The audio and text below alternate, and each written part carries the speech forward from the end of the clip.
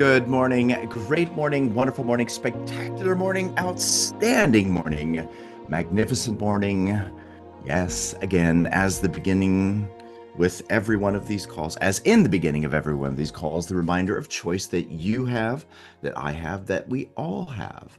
Remember, you always have a choice. You always get to choose how you're going to think, what things mean, which then leads to how you're going to proceed through life and the outcomes that you deliver.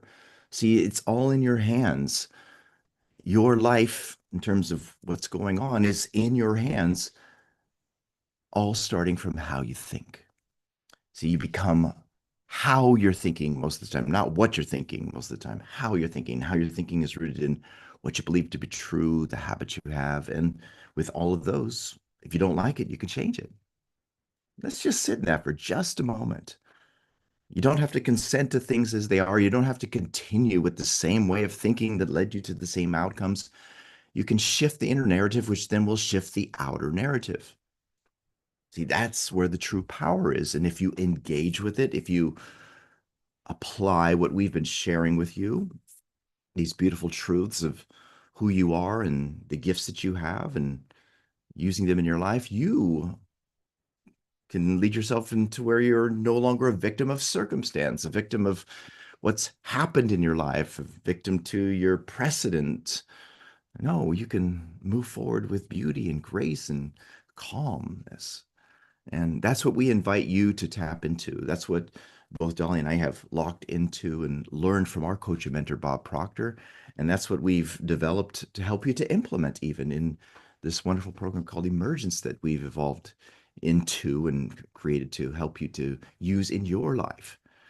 Now, one of the things that's embedded within all of that is what's come from this beautiful gem here. There's no such thing as self-sabotage. Now, this is what we've been studying, and this is a book that we highly recommend that you connect with and make a permanent part of your library, something that you can reference to and also connect with, and more importantly, use in your life. This book here reminds you of who you truly are, and it also reminds you of the gifts that you have and how to use them in your life so that you can change the trajectory of your life, and which means you change the outcomes. So with that, what we're going to say to you, as we say within every call, as we go through this, make sure that you're using it, make sure that you're applying it in your life, because if you don't, nothing's going to change. All right, so let's dive into this, shall we? Let's go into where we are in this beautiful gem. I'm going to go ahead and switch this over. Now, we've already gone through this specific section before, but we're going to go through it again and then lead into where we left off, because it's very important that you get it and understand it. And it ties into life and how life is always for more growth, more expansion, more expression. Think about your life. In an earlier chapter, we talked about this thing called dissatisfaction that's in us. And that dissatisfaction is necessarily there to propel us to move forward, to change, to transform. Well, life is always the same way, too. It's always for more growth, more expansion, more expression. So you're a part of nature that's in you. And the sooner you connect with it, the sooner you will be able to move the way that you're supposed to move. Oh, yeah. And by the way, we're on page 84. That's where this is in the soft cover. So this is evident in nature, in the universe, and you. Your dissatisfaction with the status quo, your dreams for something better, and your urge to grow are signals of this truth.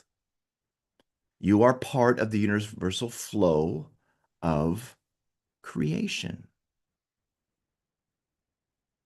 Type that in the comments. I am a part of the universal flow of creation. Yes, you are. Everyone is. It's not a matter of whether or not that's the case. The case is that most people are unaware of it. Dissatisfaction and agency are your catalysts, calling you to think differently, to act intentionally, and to create boldly.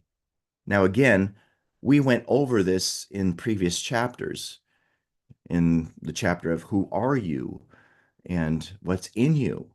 Dissatisfaction, agency. Dissatisfaction, again, is the spark for transformation. Agency is the fuel. Okay. Now, again, that's in you. These faculties amplify those calls into action, aligning your thoughts and behaviors with deeper desires. Now, the question that we're going to ask again, that we asked yesterday in the last session, is something that you've got to ask yourself. Have you been using these tools intentionally or consciously? Now, the tools that we're referring to, yes, we talked about dissatisfaction and agency, but we also talked about the higher mental faculties: imagination, perception, reason, will, memory, intuition. We went through in depth the importance of them. And we also went into why they're there, because they're not there for no reason. They're there for a purpose. Everything has a purpose. As a matter of fact, type that in the comments again. Everything has a purpose. And then with that, we locked into how the purpose for all of it was for creation, which means you are a magnificent creative being. Now, think about that for you. You being a magnificent creative being, having all of these magnificent tools at your disposal. I'll go over them again. Your dissatisfaction, your agency, and then those higher mental faculties of imagination, perception, reason, will, memory, intuition. Have you been using these tools intentionally or unconsciously?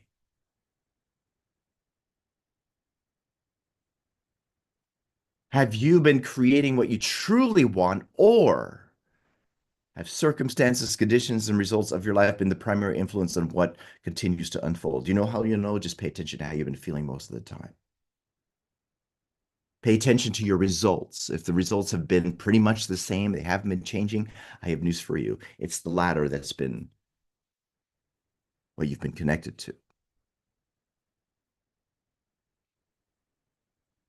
If you want to change your circumstances, conditions, and results, you've got to engage with those higher mental faculties. Now, we talked about imagination.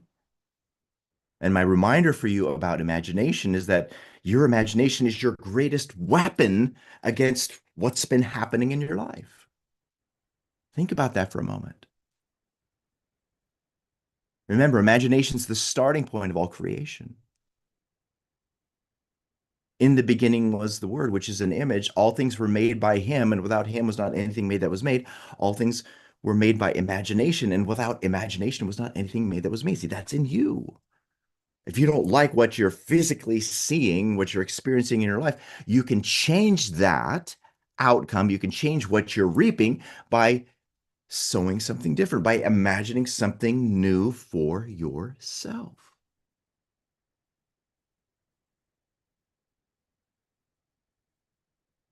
Now, again, grab onto that. It applies to everything. You want to change how much you earn, what you do for work, your lifestyle, the level of success that you are experiencing in your life. It all starts in the form of an image.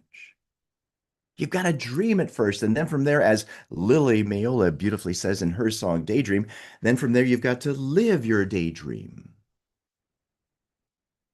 Don't just keep your daydream as something that's intellectual. A daydream, which is an image, is something that you connect with and you can connect with and be loyal to, which leads to the will.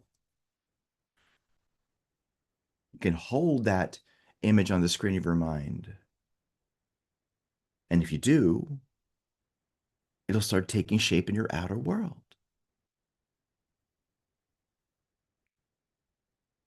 Now, before we proceed to the rest of this, for those of you who are watching this live stream and love to connect to the rest of these live calls and watch the replays, then go to elevitality.com and register for Master Your Mind. You will